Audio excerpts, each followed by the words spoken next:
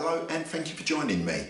My name is Alan and today's video is aimed at lightweight hikers, potentially the ultra lightweight hikers as well, and a lot of them don't carry EDC like the prepped do, if that makes sense.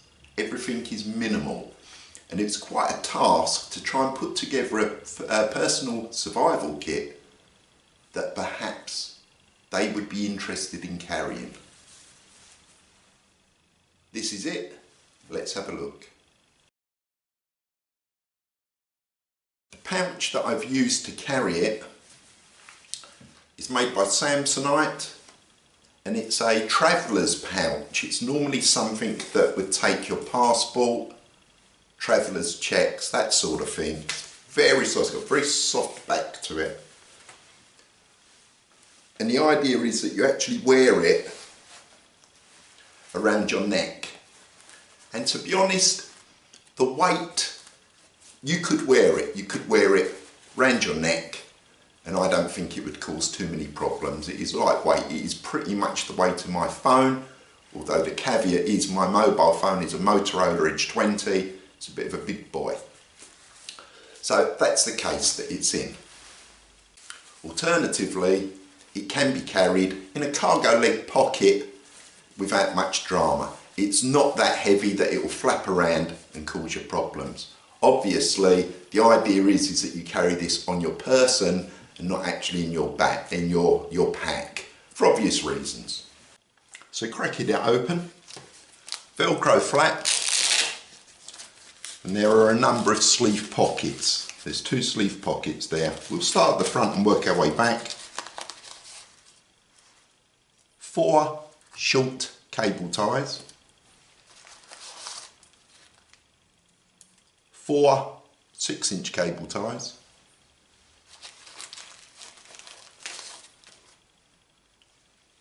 2 foot of 2-inch Gorilla tape,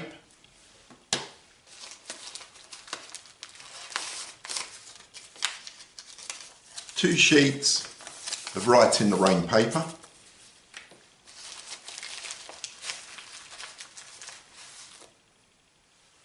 pencil,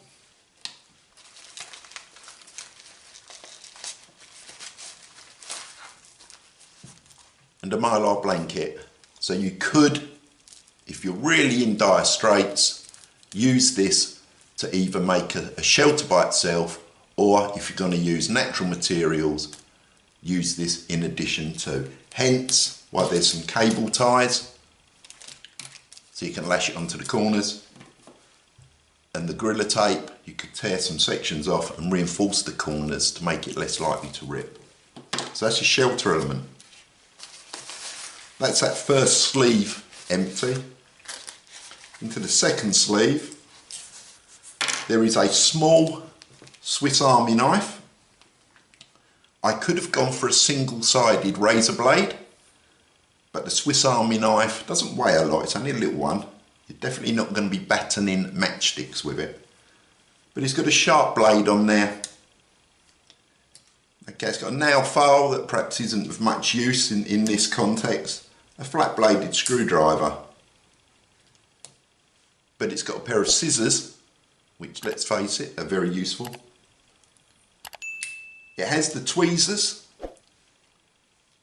And then what I've done is I've discarded the toothpick and I've put a mini ferro rod, and that fits in the toothpick sleeve. So there's a little bit of emergency firelight in there, and it's just loosely tied onto the strap of the pouch. It's just literally comes off by just pulling the loop up and sliding it through, but it just means that you're less likely to lose it. Also, same method of attachment, a little photon type LED. Then there is a small Ziploc with a button compass and a whistle. Just put a little bit of blue tape around it so if you used to drop it, it's easier to see because it contrasts well. So navigation and signalling.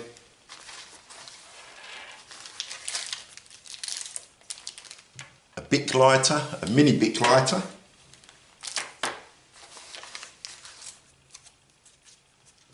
Signalling mirror.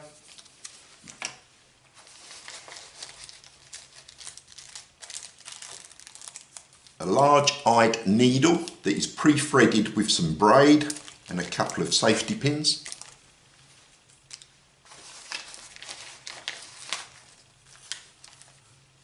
Ten stormproof matches, 6 pieces of tinder quick and 2 pieces of bicycle inner tube. So there's your tinder and there's a striker there for the matches. So fire lighting, matches, lighter, ferro rod, 3 methods to light fire. Cordage, there's 100 meters of dental floss there. It's waxed nylon. You know what it's like, it pulls your head off when you try to use it. So you could use that for 101 different purposes, but it is relatively light. To be fair, it's heavier than I expected, but it is still lightweight. And to have 100 meters of cord, it's not bad in that little package. So that's the 2 front pouches done. On the reverse of this pouch, there is a little Velcro sleeve.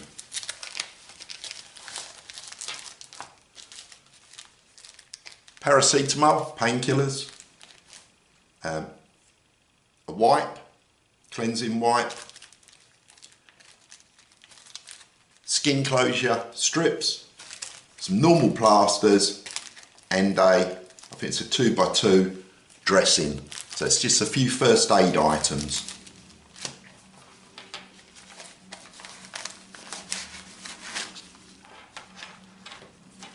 Then we have 2 pour and store bags, and I've marked them up. We have one that says dirty, and yep, you guessed it, one that says clean, and within the clean one there are 4 coffee filters,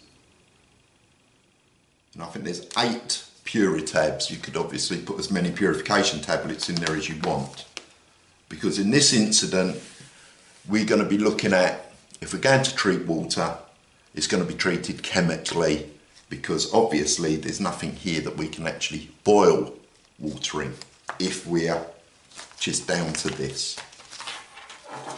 And that pouch is now empty. The reason I've gone for 2 pour and store bags is quite obvious, a dirty and a clean one. These have a litre capacity. I know Wazoo do their water bags, I've got some. They're good, but they have their flaws. These have a little base in them. They're a thick polythene and have a gusseted bottom, so they stand up. And the idea being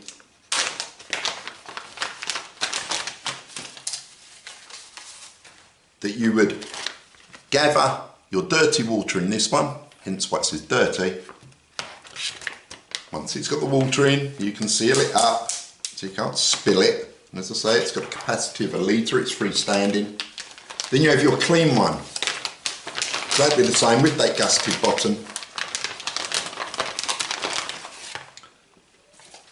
You take one of these, are number 4 coffee filters.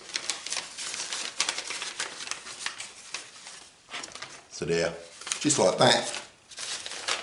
You can poke that into your Ziploc, do the Ziploc up either side of it,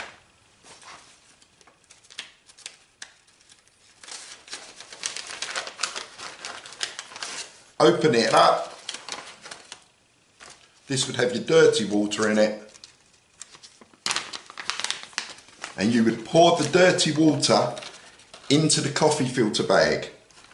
The coffee filter bag obviously won't make the water drinkable or safe to drink, but what it will do is remove leaf matter, sediment, the general turbidity that's in the water that can hinder purification tablets from working effectively. Once that's filtered through, you can take that out, pop one of your Puritabs in the bag, seal it up, give it a shake, put it to one side for 30 minutes, then you're good to go. And there are 4 bags in total. So that's it. That's the contents of my lightweight personal survival kit. I want you to critique it, but please remember this is aimed at the ultralight backpackers, through hikers, lightweight backpackers. So we know that in an ideal world, we will have a full tang, fixed blade, a bow saw, a metal container, a poncho, and everything else in the kit. That's obviously not going to work. The idea is that the kit is as light as possible, because if it's lightweight, then there's more chance of it being carried.